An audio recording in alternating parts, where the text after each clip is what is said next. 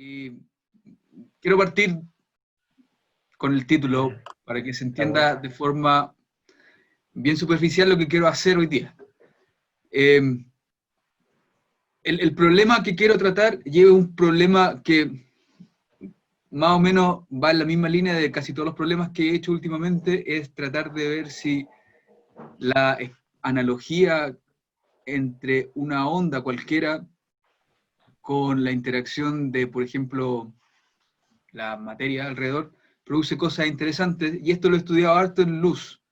Yo vengo del área de plasmas, y de a poco he estado metiéndome entre plasmas en relatividad general y estudio de la luz en relatividad general, y cuando uno trata de resolver las cosas yendo un poco más allá de las aproximaciones iconales, se da cuenta que aparecen un montón de fenómenos divertidos que vale la pena estudiar. Y este trabajo es la extrapolación de eso a ondas gravitacionales. Quiero ver qué puede pasar si uno toma una onda gravitacional, que es bien particular, que es la que les voy a mostrar, y trata de estudiar qué pasa con la materia bajo esa onda gravitacional. Estoy viendo cómo avanzar aquí. Ahora. A ver, la motivación es la siguiente. Yo quiero ver si es posible que una partícula pueda surfear una onda gravitacional como este perrito está surfeando esa ola. Si uno llegara y preguntaran al voleo esto, la respuesta es no. La onda gravitacional se mueve a la velocidad de la luz, va a interactuar muy débil con la materia, entonces uno esperaría que no pasara esto. Pero el problema es que todas las ondas gravitacionales se mueven a la velocidad de la luz. Esa es una cosa que tiene que quedar súper clara. Hay muchas soluciones que muestran que si uno tiene una onda gravitacional moviéndose en un medio, y ahora este medio es un medio de partículas masivas, la dispersión de la onda gravitacional ya no es la de la luz. Eso quiere decir que la velocidad de la onda gravitacional no es la velocidad de la luz, y ocurren procesos dispersivos como los de la luz, o sea, cada color de la onda gravitacional, cada frecuencia, se mueve a velocidades distintas. Y esto ya se conoce hace tiempo, y ahora viene la parte interesante. Si eso es así, si una onda gravitacional ya no se mueve a la velocidad de la luz, entonces ahora sí puede interactuar con una onda masiva como este perrito está surfeando la ola. Para que este perrito logre montar la ola, varias cosas interesantes tienen que pasar. La primera es que la velocidad de la tabla de surf tiene que más o menos ser parecida a la velocidad de propagación de la ola. Eso es la condición que voy a mostrarles aquí que quiero estudiar, que es que las velocidades de fase, tanto del movimiento de la onda gravitacional como de la partícula, sean muy parecidas. Y les voy a mostrar que cuando ocurre eso, ocurre un proceso de resonancia que va a dar resultado a cosas muy interesantes para la partícula. Así que esa es la motivación original. Simplemente es solo para resumirles que lo que quiero hacer es tratar de usar todas las herramientas que tengo de movimiento de luz en materia y tratar de ver si las puedo usar para estudiar movimiento de materia en ondas gravitacionales. Ahora, antes de empezar quiero decir dos precauciones. El primero es que este es un modelo súper simple, porque es un modelo preliminar. No, mi objetivo era solamente ver si era posible obtener resultados que dieran más o menos lo que yo pensaba que daban, y al final resulta que sí, pero el modelo tiene muchos hoyos que mi objetivo es taparlos más adelante, construyendo un modelo más robusto, que sea un modelo de verdad. Este modelo me tiene bien inconforme en varios sentidos, pero yo les voy a ir diciendo en qué partes son. Sin embargo, el resultado es bien interesante y por eso yo creo que es importante mostrarlo. La otra precaución es que estoy abusando de la palabra resonancia en todos lados. El proceso que voy a describir no es una resonancia en verdad, pero aún así le voy a llamar resonancia solamente como una extrapolación bien burda del proceso de resonancia que debería ocurrir de verdad. Así que cuando diga resonancia, ustedes ténganme paciencia. Como ya les dije, la inspiración que quiero hacer es el de onda electromagnética en un medio. Porque en esos casos, y esa es la parte interesante, la velocidad de la luz ya no es la velocidad de la luz, no es c. Eso formalmente se puede estudiar a través de lo que se llama las relaciones de dispersión de las ondas, en particular de las ondas electromagnéticas, y lo que pasa al final, lo que significa una relación de dispersión, es que cada color se mueve a velocidades distintas. Y es lo que pasa, por ejemplo, cuando la luz está en un prisma. La parte interesante de esto es que eso se debe exclusivamente a que las partículas del medio modifican la propagación de la luz. Y esa es la parte chora de todo esto. Yo no sé cuánto ustedes saben de plasmas, pero voy a usar dos ejemplos de plasmas para decirles claramente lo que quiero mostrar con esto, para que entiendan que el hecho de que la luz no se mueva a la velocidad de la luz es algo que nos da fenómenos muy interesantes de estudiar. Y por lo tanto vale la pena extrapolarlo a distintas teorías como las ondas gravitacionales. Lo primero es hablar de ondas en plasmas. Esto es solamente para que ustedes se den cuenta de lo que quiero hacer. Noten el primer gráfico que está a la derecha, perdón, no sé, el blanco, no sé si es mi derecha o mi izquierda para ustedes. El que está, el blanco que está para allá, no el azul. Esa es la que se llama la relación de dispersión de una onda electromagnética transversal en plasmas. Noten que hay una línea punteada que dice omega igual CK. Esa es la relación de dispersión de la luz en el vacío, lo que quiere decir que la luz se mueve a velocidad de la luz. Y mientras que la línea negra, sólida, es la relación de dispersión de la luz en un plasma. Noten, primero, que tiene todo un sector de frecuencias prohibidas. Eso quiere decir que cuando la luz se mueve en un plasma, se vuelve opaco para ciertas frecuencias. No todas las frecuencias se propagan. Lo cual ya es una cosa muy interesante que ocurre simplemente porque está en un medio. Segundo, se pueden dar cuenta que como la velocidad es la pendiente de esta recta, o sea, esta curva, la velocidad no es constante, lo cual indica que a medida que ustedes se mueven en las distintas longitudes de onda, cambian las velocidades. Ahora, ahí abajo escribí la ecuación y la escribí de forma covariante para que vean que esto se puede describir. Esto es una relación escalar, eso quiere decir que es válido en todos lados. Y noten que lo que hace que W no sea igual a K es lo que se llama la frecuencia de plasma, que es un escalar simplemente, y que depende, por ejemplo, de la masa de las partículas, por ejemplo, de los electrones, depende de la carga de los electrones, y depende de la temperatura que tengan los electrones. Todo eso va a implicar que los modos de propagación de la luz cambian. Pero más impresionante es el gráfico azul que está ahí. Y la razón por la que es impresionante, por la que me gustaría discutirlo un poquito, y esto es porque no sé si todos ustedes saben, que cuando la luz se mueve en un plasma, adquiere modos longitudinales. Y eso es algo que no es trivial. Cuando uno aprende la propagación de luz, que usualmente en el electromagnetismo lo ve en el vacío, solamente ahí existen modos transversales. Pero cuando uno le agrega un medio, aparecen modos longitudinales de la luz. Y estos modos longitudinales son modos longitudinales como uno aprende como el sonido. El primero que lo descubrió, que se ganó un Nobel por esto, fue Alf Venn. Alf Venn descubrió que estos modos existen simplemente porque hay campos magnéticos de fondo, entonces la luz lo que trata de hacer es moverse a lo largo del campo magnético, por ejemplo, lo que crea un modo longitudinal que increíblemente tiene frecuencia en el espectro audible. Eso quiere decir que ustedes pueden escuchar la luz. Y les voy a mostrar dos videos que son grabaciones de la ionosfera, donde se escuchan estos modos longitudinales que se llaman modos de Whistler, modos de silbido, porque la primera vez que se detectaron, se pensaron, o sea, se suenan como silbido y se le puso ese nombre. Díganme si se escucha el video que les voy a mostrar ahora.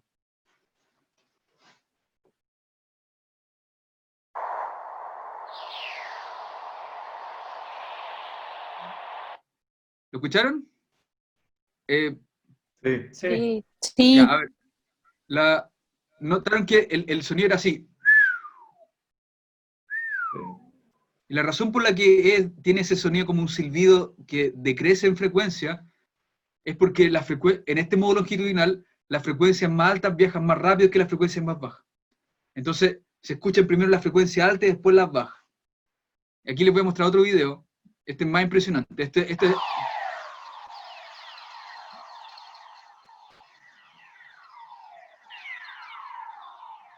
Estas son grabaciones reales de Space Probes.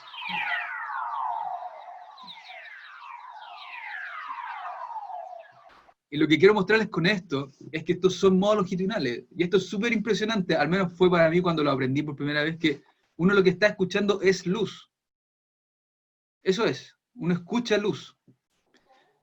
Esto es solamente un ejemplo para que ustedes vean que cuando uno mete medios en el problema, la cantidad de fenómenos crece y esto se puede volver muy interesante de estudiar. Y otra cosa que les quiero mostrar, que voy a ver si me deja avanzar. Ahí sí. Otra cosa interesante que aparece, y esto es más cercano a lo que quiero hablar ahora, esto también es en plasmas, es lo que se llama el amortiguamiento de Landau. Obviamente el que lo descubrió fue Landau, y debería haberse ganado un premio Nobel solo por esto, pero déjenme contarles lo que es. Landau descubrió que estos modos longitudinales de luz son capaces de darle energía a las partículas que están en el medio. Y la analogía es como el dibujito que está ahí arriba de un barco surfeando una ola. Y por eso quería hablar de esto. Si un barco tiene una velocidad menor que la velocidad de la ola, entonces Landau descubrió que la ola es capaz de darle energía al barquito. Al revés, si el barco se mueve más rápido que la ola, entonces el barco le da energía al barquito. Eso quiere decir que a medida que las velocidades de la ola y el barquito más o menos se ponen parecidas, ocurre un fenómeno de resonancia que implica que eventualmente uno puede traspasar energía de la onda a las partículas o viceversa. Ahora, Landau descubrió que al final siempre la onda le da más energía a las partículas que al revés. Entonces al final siempre la onda termina siendo amortiguada, y por eso se llama amortiguamiento de Landau. Pero esta parte es interesante. La manera de resolver esto, y esto voy a volver al final de la charla, es con una teoría tipo cinética, pero es una teoría tipo de Blasov.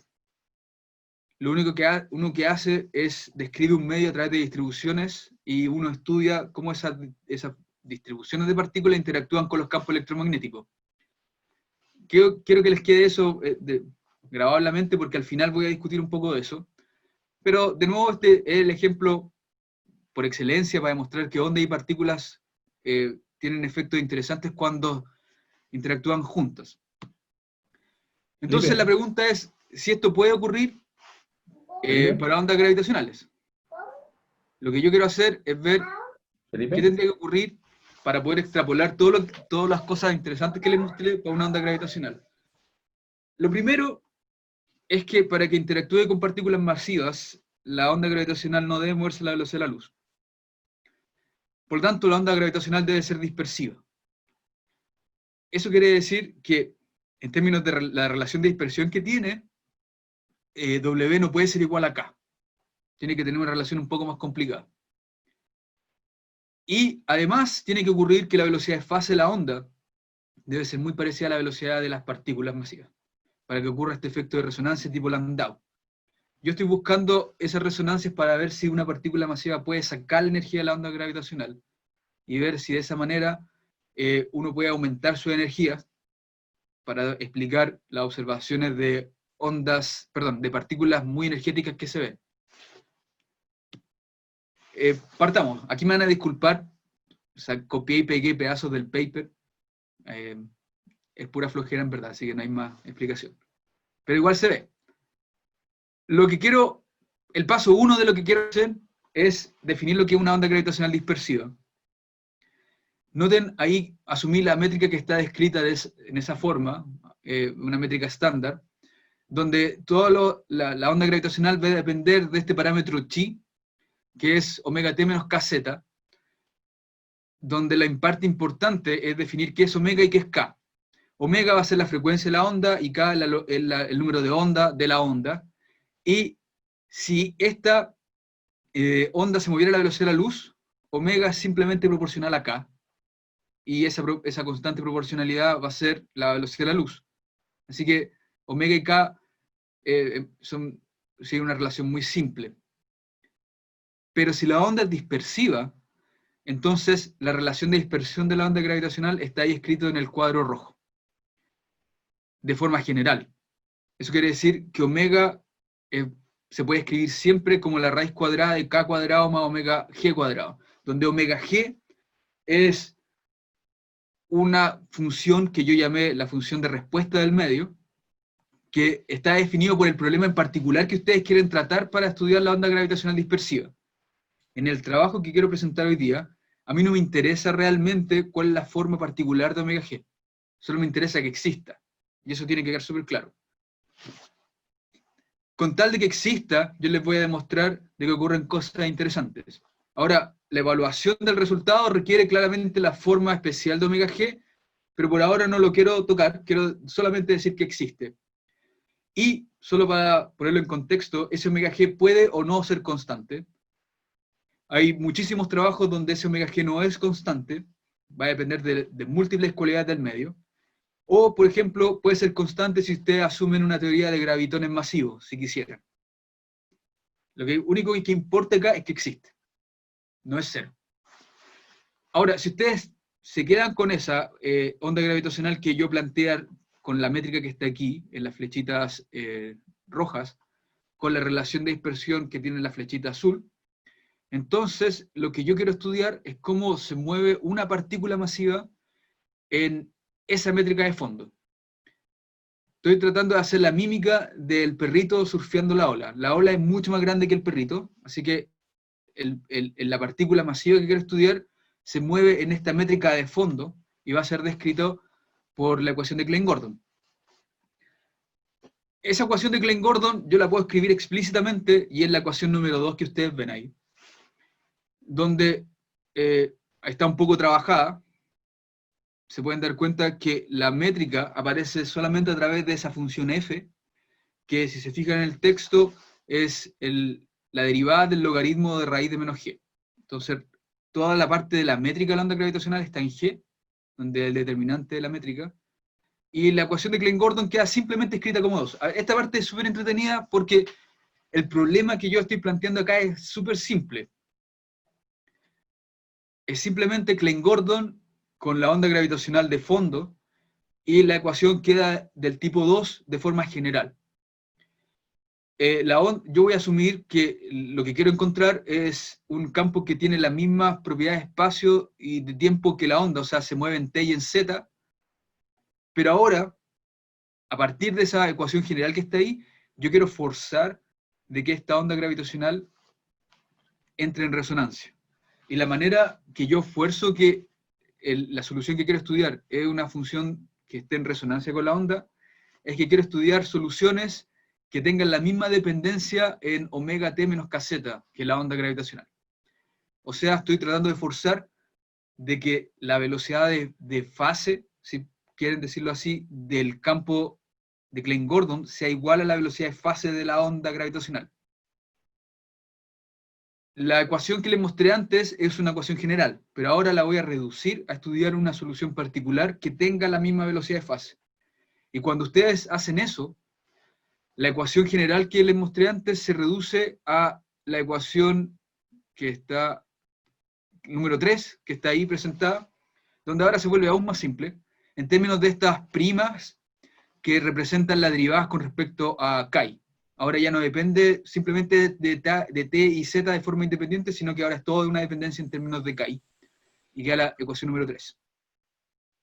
Ahora, la ecuación número 3 es extremadamente simple de resolver. Si ustedes hacen un cambio de variables que está definido ahí, les da la ecuación número 4 en términos de phi, que si se fijan resulta ser simplemente una ecuación tipo oscilador armónico. Esta es la parte ideal que uno quiere como físico, reducir todo a un oscilador armónico, así que uno queda muy contento cuando llega a algo así. Y la ecuación 4 se puede resolver con una estrategia tipo WKB, Porque esa función z que estoy definiendo ahí no es constante, obviamente, depende de la métrica, como si ustedes se dan cuenta, dependen de f y de las derivadas de f. La solución, por lo tanto, déjenme avanzar acá, la solución más general posible se puede encontrar y tiene la forma que está ahí, en términos de una función w más grande. Esa función w grande tiene que satisfacer otra ecuación diferencial, que es la ecuación diferencial que está ahí abajo, que se puede considerar como la relación de dispersión del problema.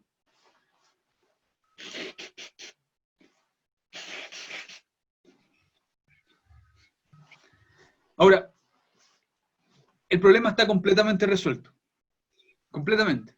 Esta es la manera en que el campo de Klein-Gordon se mueve bajo esta métrica de onda gravitacional dispersiva de fondo.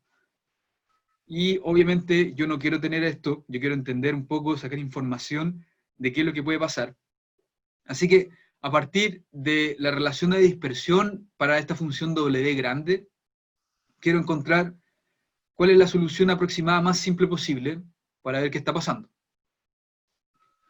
Lo que yo voy a hacer, voy a despreciar varias cosas. Y la manera en que voy a despreciar todas las cosas, voy a decir, déjenme volver un poquito hacia atrás, voy a decir que la onda gravitacional se está moviendo con una frecuencia de respuesta muy, muy pequeña. Eso quiere decir que la onda gravitacional se mueve en un medio muy diluido y tiene una velocidad casi la de la luz.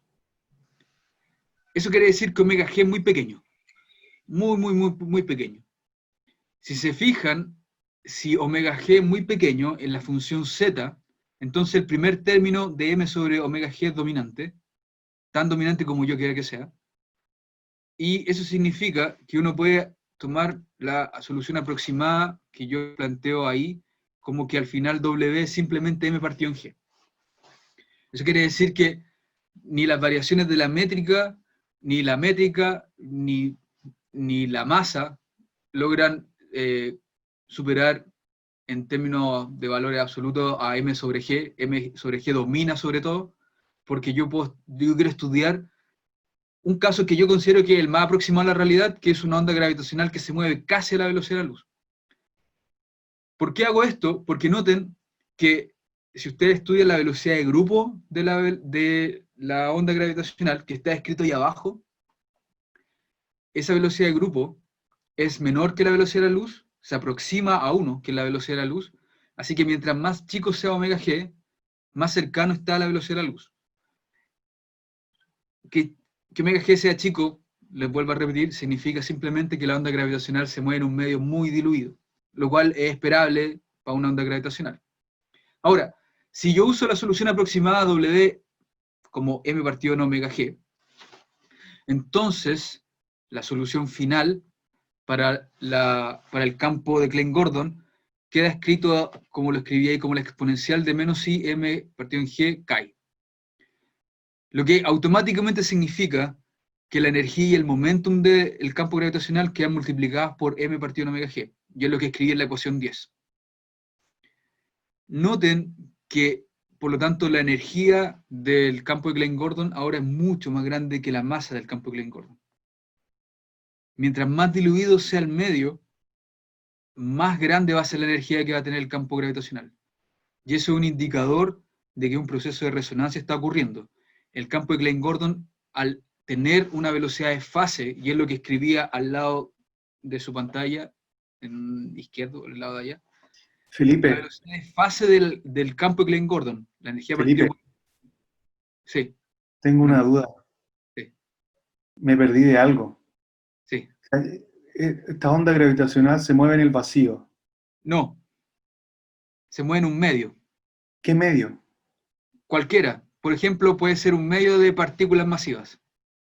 Ah, ok, entonces no es que, Un no sea polvo. no es una onda gravitacional que viene, no sé, la colisión de dos agujeros negros que viaja por el espacio y llega a nosotros.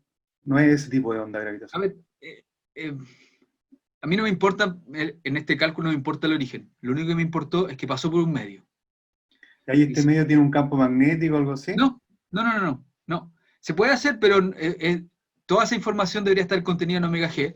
Sin embargo, y esto es solamente por lo que leí, te cuento que lo más simple que se puede hacer es estudiar esta onda gravitacional moviéndose en un grupo de masitas o sea, que se mueven al paso de esta onda gravitacional. Cuando tú estudias eso, te das cuenta que la onda gravitacional ya no baja la velocidad de la luz, porque está interactuando con las masitas del medio y adquiere una frecuencia de respuesta, que es lo que yo introduje ahí. Ok, gracias. Ya. Ahora, noten, si me permiten, a ver, déjenme volver una cosa importante que a lo mejor me pasaste por acá. Ah, acá.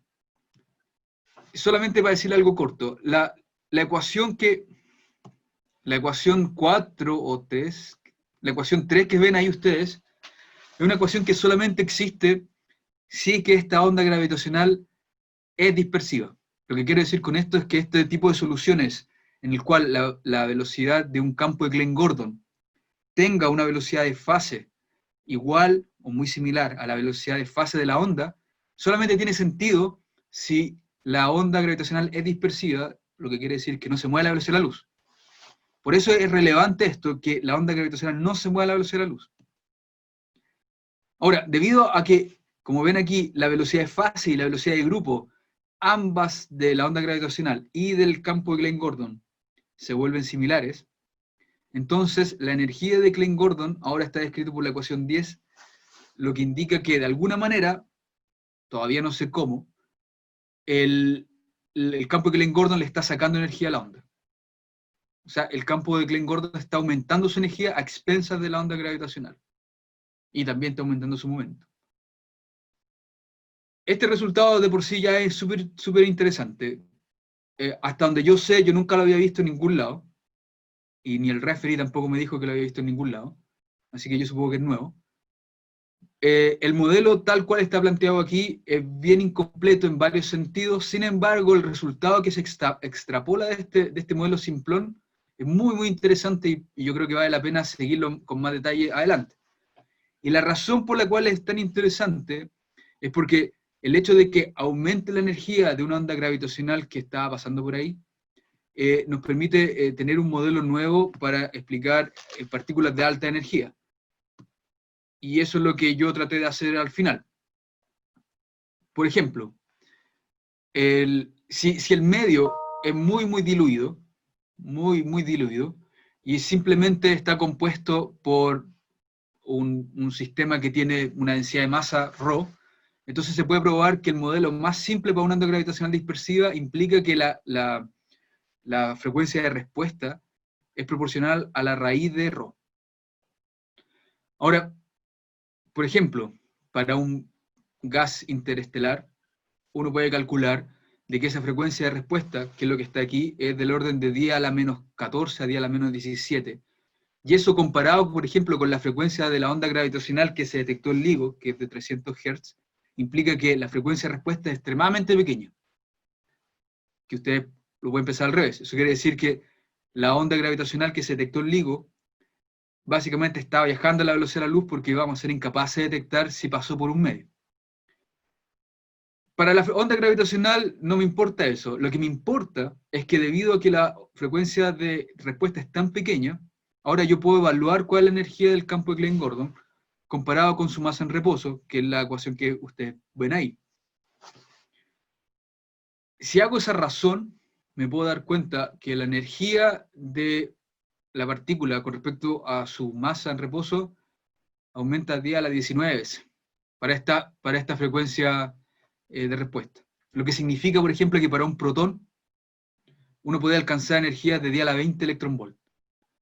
Y aquí viene la parte interesante, porque esas son las frecuencias que más o menos tienen los rayos cósmicos. Entonces, esto podría ser un modelo súper interesante para explicar las altas energías que se pueden detectar para partículas. Disculpa, Felipe, ¿cuánto? ¿10 elevado a cuánto electron volt? Está ahí anotado, pero es 10 a la 20. O sea, puede alcanzar de 10 a la 20 a 10 a la 28 electronvolt. Espera, Giovanna levantó la mano, me Sí. salió. Ah, Hola, Felipe. hola. Estoy un poco perdida con algo. Chuta. Ya, Es que aquí tú estás ya pensando en partículas escalares, ¿verdad? sí. Entonces, cuando habláis de consecuencias en las altas energías de partículas, ¿estáis pensando como en eventos de Ice Cube, como High Energy Neutrinos, cosas así? Eh, eh, Tú dices, eh, Porque por lo que estoy entendiendo, o sea, de la onda gravitacional tú le estáis dando energía a esta partícula escalar. sí, sí, Entonces tú, como que la propuesta es de que en el fondo estos High Energetic Cosmic Rays mencionaste, en sí. el fondo sacaban energía de estas ondas gravitacionales. Ese- Pero ese es mi, hay, pro- esa es mi ya, idea. Eso, o sea, eso me gustaría que pasara. Y al pero menos hay, sí, sí. ya, sí, es que mi duda es como, ¿dónde está, digamos, qué tipo de partícula es? Porque aquí tú estás hablando del campo Klein-Gordon. Sí, no, no, todavía no, o sea, no he dicho nada más que eso, es simplemente un campo de Klein-Gordon, nada más. Ya, Y por eso me refería a que este modelo es muy simple. El, el- la, a ver, la historia es simplemente para contar la historia de cómo fue esto. Es la idea inicial de esto puede pasar en una onda gravitacional. Obviamente partís con lo más simple que es Klein-Gordon, llegáis a las conclusiones como las que estoy mostrando aquí, hago un cálculo, me sale una energía enorme, para una frecuencia de respuesta que es más o menos conocida. Entonces, ahora es la parte que quiero realmente hacer el modelo de verdad. Y eso es lo que quiero hacer ahora. Todo esto es para mostrarles de que al menos tirando cálculos simples, da algo muy, muy interesante, que al menos para mí da un indicio de que esto de verdad puede dar una idea muy interesante si lo hacemos bien. Y eso es lo que quiero realmente hacer ahora. claro, o sea, pero tú en principio podrías repetir esto con Dirac o con fermiones, partículas Eso es lo que quiero, eso es lo submedio. que quiero hacer ahora, y si que si te interesa podemos trabajar en eso. De hecho, yo ya tengo más o menos avanzado cómo, o sea, tengo más o menos en mi cabeza cómo debería hacerse. Pero yo creo que va a resultar igual. Y Claro, que la razón, claro, es que la- te lo comento porque estoy pensando como en eventos, por ejemplo, que detectan el detector IceCube, que detecta, por ejemplo, neutrinos superenergéticos, sí, en, sí, en esos rangos, a mí ¿cachai? me gustaría, simplemente esto es para mostrar de que una teoría simple te da un indicio entretenido, así que es importante Mm, seguirla más a fondo. Y yo sí, sé que súper. debería parecer algo parecido en Dirac, porque este cálculo lo hice con Dirac y campos electromagnéticos. Si tú tienes una partícula descrita por la ecuación de Dirac y le pones un campo electromagnético de fondo y buscas soluciones como estas, que son de resonancia, pasa lo mismo. La partícula se acelera, o sea, se vuelve más energética debido a que le saca energía al campo electromagnético. Así que yo esperaría que pasara algo parecido con el campo gravitacional. Ahora, es más complicada la cuestión, pero es cosa que la resolvamos. Entonces, esta estimación que hice acá de la energía del orden de 10 a la 20 a 10 a la 25 electronvolt es solamente un indicio con números que tienen ondas gravitacionales que ya se han detectado en la Tierra. Así que no es algo loco pensar de que una onda gravitacional como las que se detectaron en LIGO, que por alguna extraña razón no se mueve a la velocidad de la luz, puede traspasar la energía por un efecto de resonancia a una partícula. Ahora, déjenme terminar con esto un poquito porque el modelo que yo hice tiene varios hoyos, varias falencias. Les voy a decir cuál es una de las falencias que tiene. Y por eso hay que mejorar esto. Para obtener estas energías tan grandes que les estoy mostrando acá, ya les dije que necesitan un medio muy diluido, que es esa frecuencia de respuesta. Ahora uno puede estimar cuál es el tiempo necesario más o menos para que una partícula adquiera esas energías tan grandes, y el tiempo está ahí en el cuadro azul que está abajo, y si se dan cuenta, depende de 1 sobre omega g al cuadrado, lo que significa que el tiempo requerido es extremadamente largo. Y la razón por la que es extremadamente largo tiene que ver con las velocidades de grupo que les mostré acá. Para que una partícula adquiera las energías que les mostré de 10 elevado a 25 electronvolt, significa que esa partícula tiene que moverse a una velocidad casi la de la luz. Por lo tanto, ustedes tienen que empezar a empujar las partículas, aumentando su energía a velocidades muy altas, y eso les va a dar un tiempo extremadamente largo. Así que este es un modelo que no sirve para explicar rayos cósmicos. Y esa es la clave. Pero da un indicio que podría servir más adelante. Y eso es lo que quiero quiero terminar con esto, acerca de los pros y los contras de este modelo. Los pros son que, al menos pude probar, en este modelo simple, que muchos de los efectos que ocurren en el electromagnetismo también van a ocurrir con ondas gravitacionales. Y eso es súper interesante y entretenido porque, viniendo del área de plasmas, los efectos que se conocen para electromagnetismo en un medio son un montón. Y eso quiere decir que ahora hay un montón de efectos por explorar para ondas gravitacionales en un medio, que deberían ser un análogo casi directo de lo que pasa en plasmas. El otro pro es que claramente el modelo sí predice un aumento de energía, que es lo que yo esperaba antes. Así que, al menos la idea no es tan loca. Y predice esta consecuencia interesante de producción de altas energías, de partículas de alta energía, aun cuando el modelo no es capaz de darme satisfactoriamente un modelo realista por el problema del tiempo que les dije a ustedes, que requiere un tiempo extremadamente grande. Ahora, los contras de este modelo es que es muy simple. Realmente, y aquí viene un punto importante que no les dije en su momento, este modelo no está considerando la interacción entre la partícula masiva y la onda gravitacional.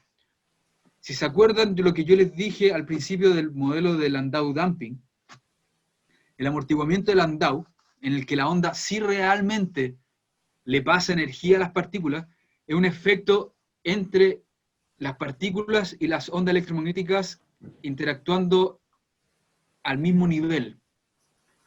La onda electromagnética interactúa con las partículas y las partículas interactúan con la onda electromagnética. En el modelo que yo les presenté ahora, la partícula masiva no interactúa con, no está modificando la dinámica de la onda gravitacional. Por lo tanto, el efecto no es realmente de resonancia. No es un efecto como uno entendería un efecto de resonancia realmente. Y por eso hay que mejorar este modelo. ¿Qué queda por hacer? Bueno, primero, estudiar mejor la solución completa, porque lo que yo les acabo de mostrar al final es simplemente una aproximación para un medio muy diluido. Todavía no sé cómo se comporta el sistema de forma total, porque eso significa que tengo que resolver la relación de dispersión para este W grande que había. No lo he hecho. Segundo, tengo que estudiar lo que tú decías, Giovanna, este tipo de interacción de estas ondas gravitacionales con otros tipos de campos, por ejemplo con Dirac, y ver qué pasa. Yo esperaría que, y esto se debe a las cosas que hemos hecho con el profesor Hochman, que además de que hay un efecto de aumento de energía en Dirac, deberían aparecer otros efectos de acoplamiento del spin con la onda gravitacional, que pueden ser interesantes de ver. Porque el spin de la partícula de Dirac se va a acoplar con espacio-tiempo, así que uno debería esperar que eso debería contribuir a la energía de la partícula. Y lo otro que me queda por hacer es estudiar un modelo más realista. Eso significa que tengo que construir una teoría tipo cinética a la Blasov-Einstein.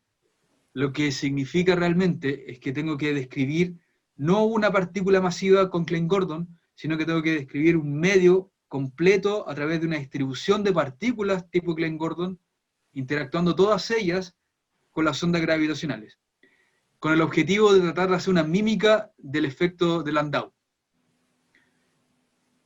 Si logro hacer lo último, entonces, y demuestro de verdad que las ondas gravitacionales, ahí sí de verdad le están dando energía a las partículas, ese sí sería el resultado final que yo esperaría.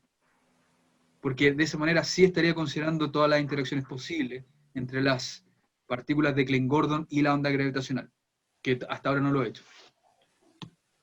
Eso. Muchas gracias. Gracias, Felipe. ¿De dónde está la manito acá? Felipe, Sí. es que sabéis que escuchando tu presentación, como que pensé al tiro en IceCube, o sea, si es posible, no sé si se habrá hecho qué trabajos hay de detectar ondas gravitacionales en IceCube. Y por las energías que tú me decías, y tú decías que este efecto tenía como de 10 a la 20 electron volt. Mira, el cálculo me da de 10 a la 20 a 10 a la 28 electron volt. Ya, o sea, IceCube es sensible a cosas de los peta, o sea, 10 a la 15. Entonces, de más, po. Sí. Sí. Y, claro. eso me pareció súper interesante, como si este efecto tú lo podrías notar en ese tipo de experimentos. Pero ahí, claro, tendría que ser con Dirac. Pero hagámoslo con Dirac, sí. Yo he estado avanzando de a poquito, pero no he logrado terminar nada. Hagámoslo. Si mira, este trabajo, insisto en esto, es súper simple, pero es tan bonito que me atreví a publicarlo. Y obviamente yo busqué si es que estaba hecho, si es que había una idea similar, no encontré nada, y esperé que el referee me dijera, no, esto está hecho, es muy simple, y tampoco me dijo nada. Así que al parecer es una idea nueva.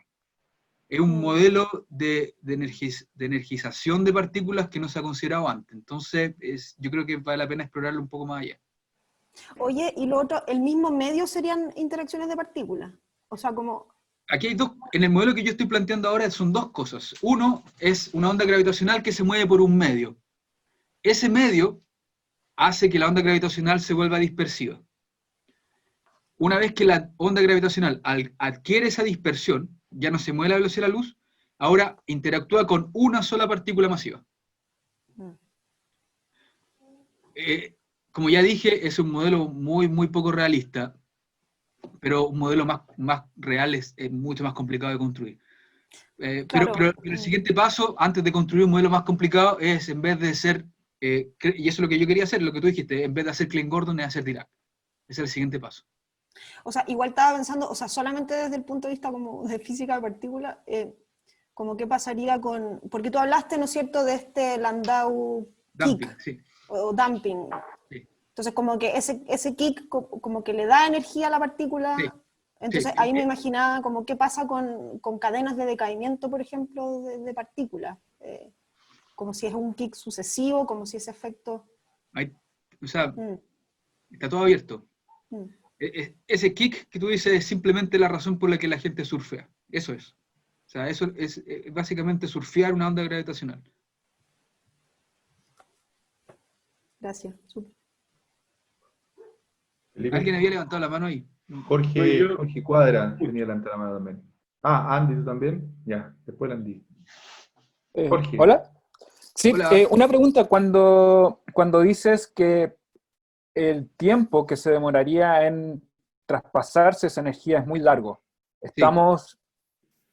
¿De qué tipo de tiempo estás hablando? Es que lo podemos calcular, no me acuerdo ya. Creo que lo calculé en el paper, no me acuerdo. Te puedo decir después, pero el tiempo es, déjame volver, es omega partido en omega g al cuadrado. Omega es del orden de los 100 Hz y omega g es del orden de los 10 a la menos 14, así que déjame hacer el cálculo. Tiene 10 a las 2 por 10 a la menos 28, 10 a la menos, 10 a la 26 segundos. Ya, entonces mucho más que la edad del universo. O sea, sí. Ese es el gran pero del modelo. Sin embargo, lo único que, esto es para mí, lo único que significa ese pero del modelo es que en realidad el modelo es muy simple nomás y hay que mejorarlo. Y el omega es entonces la frecuencia de la onda gravitacional. De la onda gravitacional. Para frecuencias más bajas funcionaría mejor. Sí. A ver, funciona, lo que quieres hacer tú es que disminuye el tiempo, así que podría funcionar o para frecuencias de la onda gravitacional más baja, lo que significa que serían ondas gravitacionales como más grandes, o tú podrías aumentar la frecuencia de respuesta, lo cual significa que la onda gravitacional tuvo que haber pasado por algún lugar muy denso. Eso podría ser. Ahora, yo puse una frecuencia súper baja de respuesta porque asumí que en el universo la interacción de la onda gravitacional con el medio va a ser muy baja, pero asumí eso nomás. Pero a lo mejor uno puede inventarse o pensar en alguna situación donde las frecuencias de respuesta sean tan altas que de verdad la onda gravitacional se mueva a una velocidad mucho más baja que la luz. Y eso no es descabellado de pensar porque en el electromagnetismo pasa eso. En el electromagnetismo tú puedes, con un medio, hacer que la velocidad de la luz sea muy, muy baja. Muy, muy baja. Así que uno en principio no tendría por qué pensar que eso no es posible. Ya, mira, con respecto a bajar el omega, el de arriba, si piensas en agujeros negros supermasivos, esos te dan varios órdenes de magnitud, frecuencias más bajas que los eventos que ha encontrado LIGO hasta ahora. Eso sería súper interesante ver, porque eso me disminuiría el tiempo y haría que este modelo sea un poco mejor. Bueno, y lo otro, de lo que yo no sé mucho, es que en el universo temprano también se producen ondas gravitacionales, y esas entiendo que serían ondas de frecuencias aún más bajas, y ahí tal vez no sería descabellado que el omega G también fuese alto porque tienes mucha más densidad. Oye, muchas gracias. Voy a chequear eso porque no lo había pensado. Lo voy a chequear y voy a ver cuánto me da. Porque es una buena idea. Ok. Gracias. Andy, tú tenías una pregunta también, y después Carlos. Bueno, tenía varias, pero yo supongo que podemos conversar en otro momento. Ya. Primero, una cosa de mi ignorancia, que tú dijiste que esto era conocido. Tú simplemente asumes que existe esta velocidad de las ondas gravitacionales chica o menor que la velocidad de la luz. Se asume que hay medios dispersivos, existen modelos particulares, porque yo no conozco. Sí. O sea, ¿sí? Muchos. Ok. O sea, en el paper hay muchos, en el paper cito muchos trabajos que hacen estos modelos para tener esa relación de dispersión. Pero te los puedo mandar si quieres, porque los tengo. Pero hay muchos, son muchos distintos. Y la otra pregunta más técnica, porque, bueno, en esto hay un traspaso de energía desde el campo gravitacional, que es un campo de fondo en este caso nomás, sí, al campo de Klein-Gordon, por lo que tú dices que aumenta. Pero en analogía a lo que contaste de Landau, ¿no existe el inverso? O sea, ¿por qué siempre aumenta, no absorbe también? No, sí, en el caso de Landau pasan las dos cosas. La onda le da energía a las partículas y también al revés. Pero en el total, siempre hay más energía dada hacia las partículas por la onda, que viceversa. Entonces, en la energía total de la onda, cuando tú calculas cuál es la distribución de velocidad de las partículas y calculas los efectos de traspaso de uno para el otro lado, siempre se pasa más energía a las partículas que al revés. Porque hay más partículas más lentas que partículas más rápidas. ¿Y eso está considerado en tu modelo? No. Y entonces, en tu caso, ¿cómo se llega a que la energía aumenta? Simplemente porque fuerzo la solución para que tenga la misma velocidad de fase, que es la ecuación que está aquí. La ecuación 2 es la ecuación general bajo esta métrica, pero yo busco una solución particular de esta ecuación donde la dependencia en el tiempo y en z no sea cualquiera, sino que sea a través de este chi. Lo que estoy diciendo es que la velocidad de fase del campo es la misma que la de la onda, o sea, estoy estudiando justo el efecto de resonancia. No estoy estudiando en realidad una distribución de distintas velocidades, que es lo que debería hacer eventualmente con una teoría cinética. No, está bien, pero yo me imagino que todas tus ecuaciones, Klein-Gordon, Einstein, tienen invariancia temporal, por lo tanto, si una partícula puede aumentar al pasar por un pedazo de espacio su energía, si haces la cosa al revés, va a disminuir. Supongo que sí, pero la verdad es que no sé Oye, cómo ese ver... fenómeno se llama efecto Cherenkov, Andy. Si tú vas más rápido que la velocidad de la luz, pierdes energía por radiación Cherenkov. Sí, pues, pero... Y la matemática más o menos la misma. La luz en el medio, no la velocidad de la luz en el medio, sí. Entonces el time reversal del fenómeno de Felipe es Cherenkov radiation.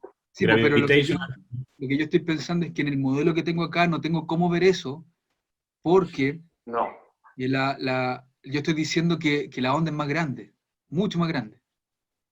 No puedo saber en mi modelo cómo el campo de Klein-Gordon afecta a la onda. Oye, y si consideras una partícula clásica, o sea, esa ecuación que sale como la ecuación de Newton, pero covariante. O sea, no cuántica, digamos.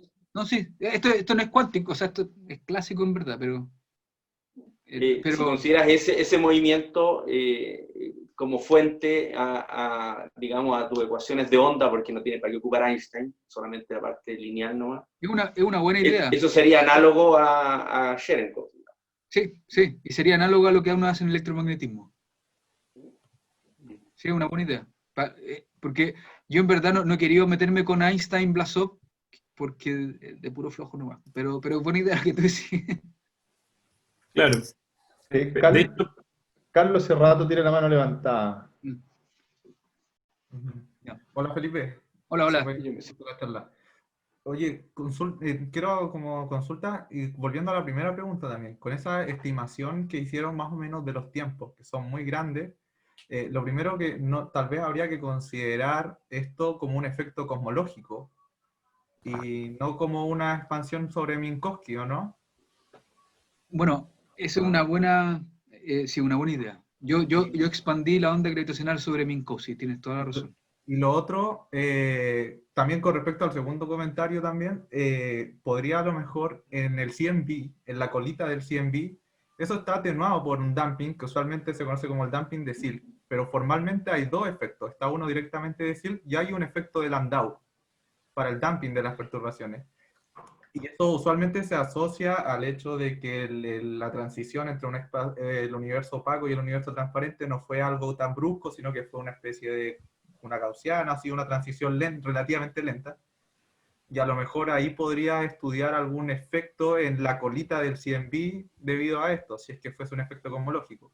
Es una buena idea, lo voy a mirar. Sí, una buena idea. Yo no sabía de eso, pero lo voy a echar en idea, porque como lo que decía André o como lo que dije yo, todo esto indica que en realidad el efecto que uno debería esperar realmente es como un efecto tipo Landau. Entonces, lo voy a mirar. Gracias. Gracias. Andy, disculpa que tú estabas también, querías terminar de decir algo en antes. tenía un poco que ver con lo que dijo Sergio Rica, sí, que como tú estabas interpretando el campo Klein-Gordon en función como partícula, y para que eso funcione, uno tendría que cacharse cuáles son las condiciones de borde de tu campo Klein-Gordon, si de alguna manera son ondas planas, lejos o alguna cosa así. Sí, esto es básicamente ondas planas, tenés razón. Es un campo nomás. Y estoy abusando de lo que ya estoy llamando partículas. Pero, sí.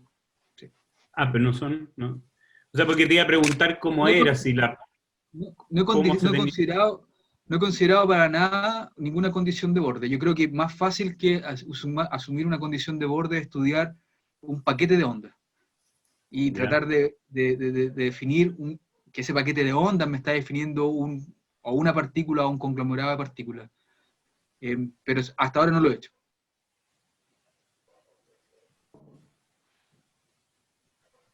¿Más preguntas? Felipe, yo tengo un par de preguntas. Sí. ¿En qué parte sobre todo el tiempo que se demora en traspasar energía al campo, cómo depende eso con la constante de Newton? O sea, a lo que voy es que, ¿no será que el tiempo es muy chiquitito porque el acoplamiento es muy chiquitito? Mira,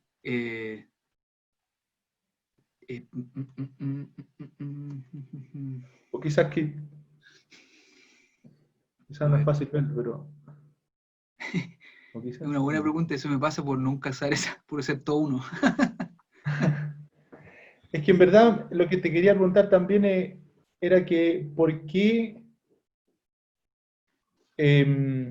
O sea, si uno pudiese tener...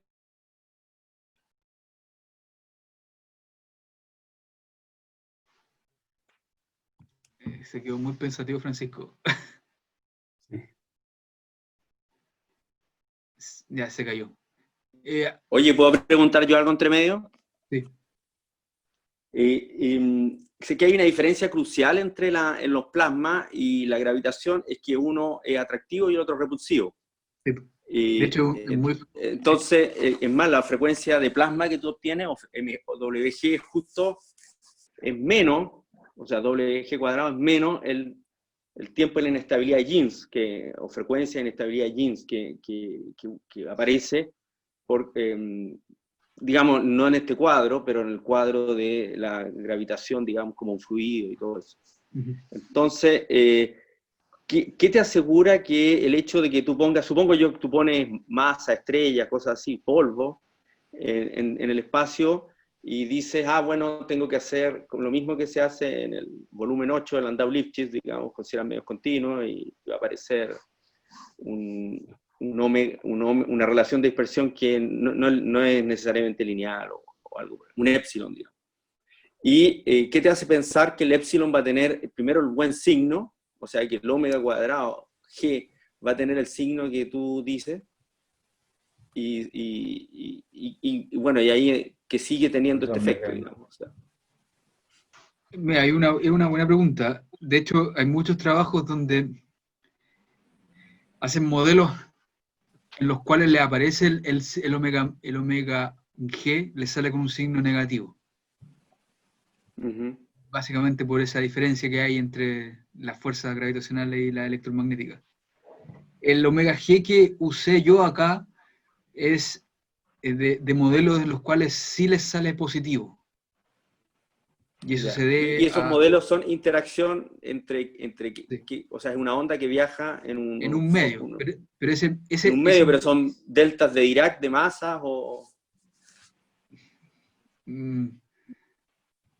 A ver, digamos que sí, pero es mucho más complicado que eso. Es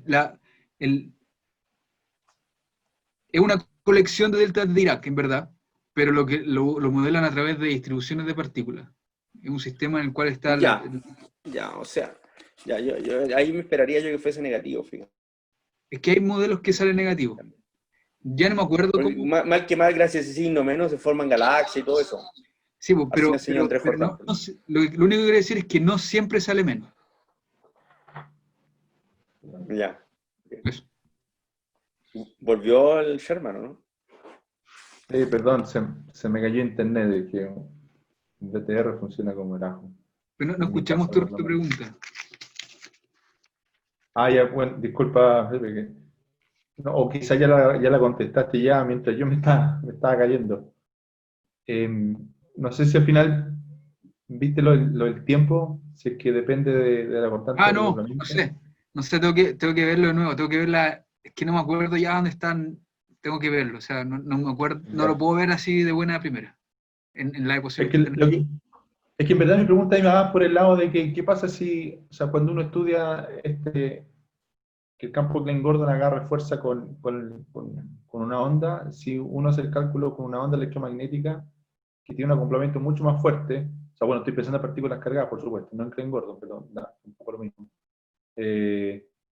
Ahí quizás mejora la cosa, como tiene una interacción más fuerte, quizás le pega un guaracazo más rápido, no tengo idea.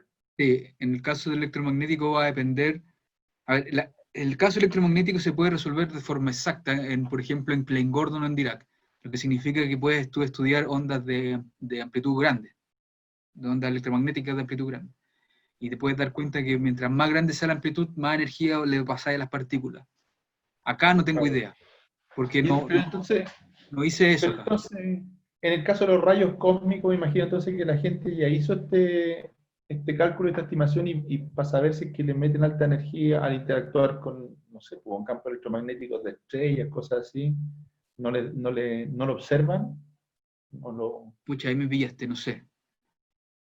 No sé si la gente ha hecho este cálculo con campo electromagnético. Porque lo que yo te dije, el sistema análogo a o sea, es una onda electromagnética que vive en un plasma, o sea que la relación de dispersión no es la de la luz, y que después esa onda interactúa con una partícula. Yo no sé si han hecho eso para rayos cósmicos, por ejemplo, así que no sabría, no sé.